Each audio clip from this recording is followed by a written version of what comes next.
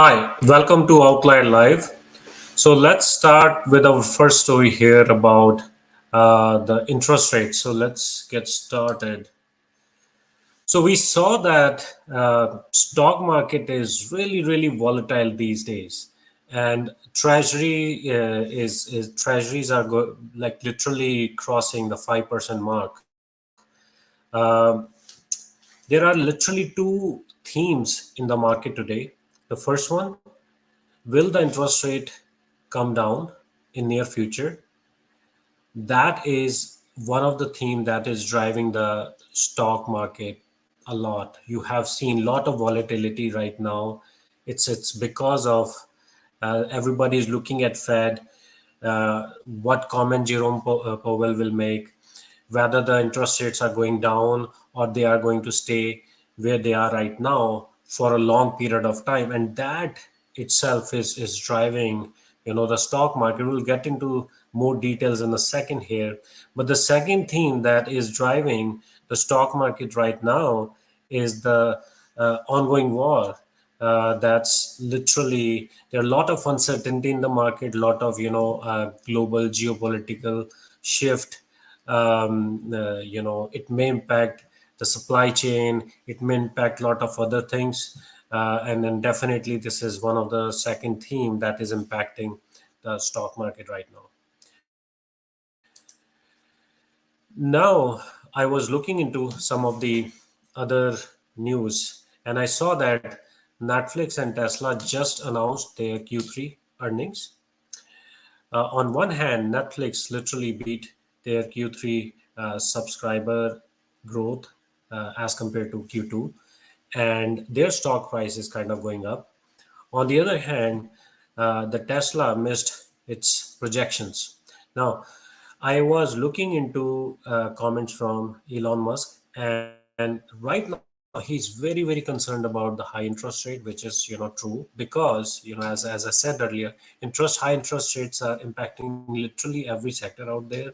It's reducing the buying power of the consumer, and Tesla CEO is forced to reduce, to slash the prices of Tesla, because if the interest rates are going up, I mean, now if you keep the prices same, an average consumer may not be able to afford it anymore. So in order to keep their sales in line, so I think that's what he's doing. He's slashing the prices, which in turn will impact the profitability of the company.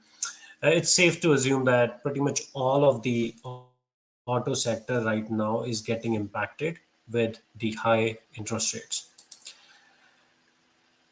Talking about interest rates, banks. I mean, how can I not talk about banks? On one side, I was looking at some of these earnings.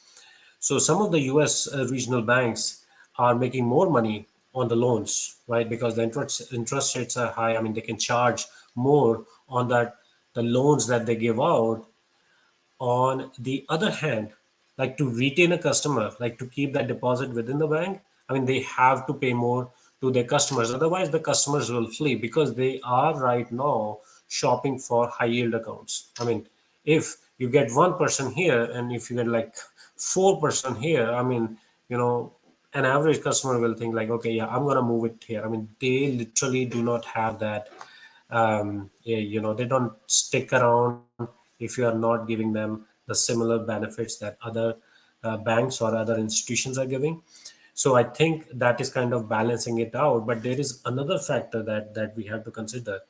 You give these loans at higher interest rate, you are probably going to see higher delinquencies in the loan in coming future. That is probably going to come. We may not see it right now, the literal impact of it, but it is coming.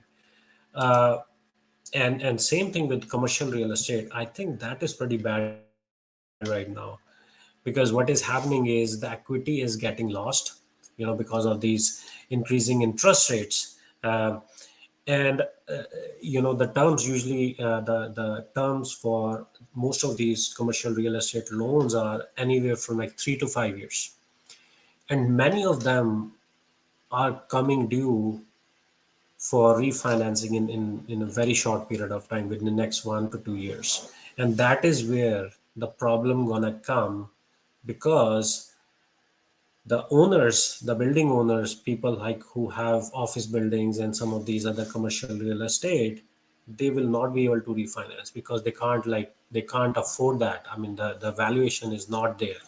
So they probably we're gonna see a lot of defaults. We're gonna see commercial real estate sector uh, getting impacted a lot by these interest rate unless Fed start doing something, which I doubt they are gonna touch it for some time. So let's move on to our third story. So what do you think a common thing between Bud Light and Victoria's Secret? So along the way, they literally lost track of what is important, what they were trying to do, and because of that, the profitability, the revenue of the company started suffering.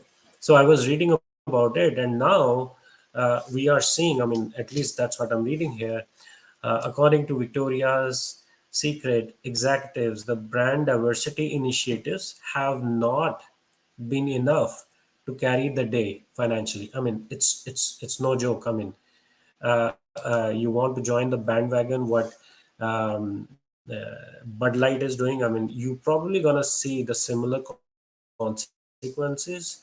I think you should stick to your core model, core business. You have, like, when you are a public company, right? When you are a public company, I mean, it's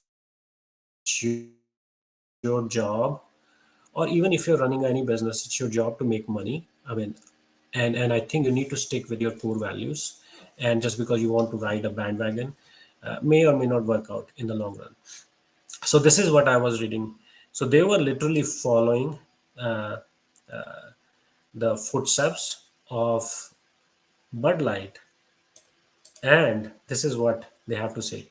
There were favorable reviews from the online critics, but it never translated into sales. I mean, in the end, they realized that sales are important, money is important. So now they are revamping themselves to bring back the sexiness. So looks like they are coming back. Their revenues dropped.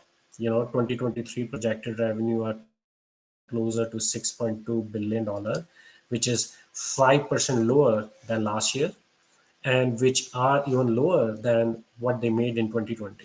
So looks like even this brand has realized probably on time that they probably have to focus uh, on their core strengths. So let's move on to what I'm looking at in Outlier dashboard right now. So interest rate is definitely one of the key thing to watch. I am personally thinking that it's gonna be a while before you may see stock market starts inching up in the long run, unless we do something about the interest rate, unless the Fed do something about the interest rate. So we will not be able to see a lot of positive in the stock market. There is going to be a lot of volatility. You may see some weeks, the sectors are uptrending, and then few weeks later or even a week later, you may see they are downtrending. So you may see a lot of this thing happening. But the good thing is you can look at it, whether the sector, whether the stock is uptrending or downtrending, uh, by coming here in our Outlier dashboard by just clicking on this index and sectors tab, and then you can literally see whether a sector is uptrending or downtrending. And for the traders who do trade, who look for opportunities, we do have a bull list and a bear list that they can look at it. Of course, it's a good idea to look at other metrics that they have, other systems that they have, in addition to what Outlier provides. So I think overall, I see a lot of market volatility, and I think it's gonna be here for a long time, probably 2024, all of it. So thanks for joining. I will see you next week.